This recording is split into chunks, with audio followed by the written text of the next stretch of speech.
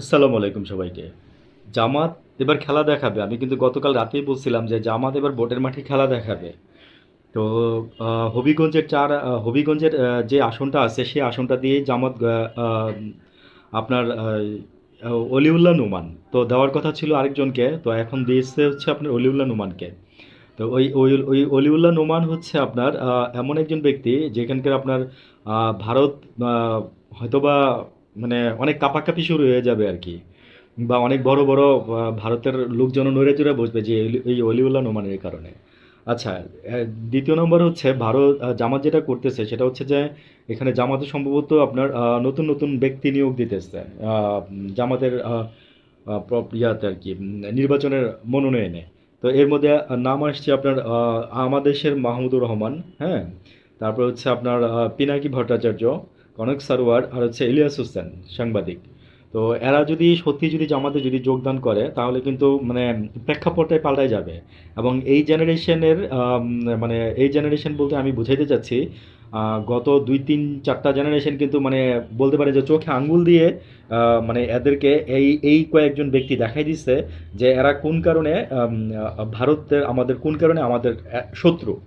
বেশি না, আর ৫ বছর থাকলে ভারত, ওই যে ইলিয়াস হোসেন বলতো না যে আর ৫ বছর থাকলে ভারত এই যে এটাকে একটা কলোনি কিংবা অঙ্গরাজ্য বানাই নিত। ঠিক আছে, এটা তো অনেকে বলতে চান না, স্বীকারও করতে চান না। এগুলো তো টিভি মিডিয়ার প্রশ্নই আসে না। টিভি স্টেম মানে মেইন স্ট্রিম মিডিয়াগুলো এগুলো প্রচার করবে? নট এট অল, কোনোদিনও করবে না।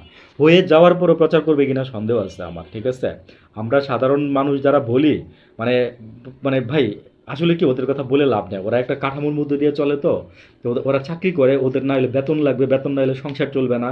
কিন্তু ওই যে মনে করেন যে কেউ ওই যে নীতিবোধ, হ্যাঁ, বলে যে একটা বিষয় থাকে, ওইটাকে অনেকে আছে। এই যে ৪ ৫টা ব্যক্তির কথা বলছি, এরা বলতে পারেন যে নিজেদের স্বার্থ জলাঞ্জলি দিয়ে আজকে মনে করেন যে এরা দেশের স্বার্থে মানুষের জন্য কাজ করতেছে।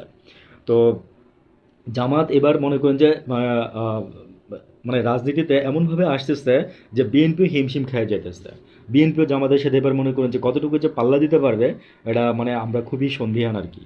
সাধারণ জনগণ হিসাবে আমরা আমাদের পারসেপশন দিচ্ছি, ভাই আপনারা আপনাদের কাজ করেন, সমস্যা নাই। আমরা আপনাদের কোনো প্রতিবন্ধকতাও সৃষ্টি করতেছি না। তো তুরস্কের সাথে জামাতের কিছুদিন আগে অনেক সখ্যতা হয়েছে। তো তুরস্কের একটা গোয়েন্দা সংস্থা নাকি বাংলাদেশে আসছে, TMG বা হোয়াটএভার, আমি নামগুলো নাই বলি। এগুলো যেহেতু গোয়েন্দা সংস্থার বিষয়, আর হচ্ছে যে তো এগুলো নিয়ে আবার মনে করেন যে বিএনপি এখন আবার খুব মানে ভাবনা চিন্তার মধ্যে পড়ে গেছে আর কি, যে কি হচ্ছে। ভাই, যেমন কর্ম তেমন ফল, এটাই হচ্ছে। ভালো থাকবেন।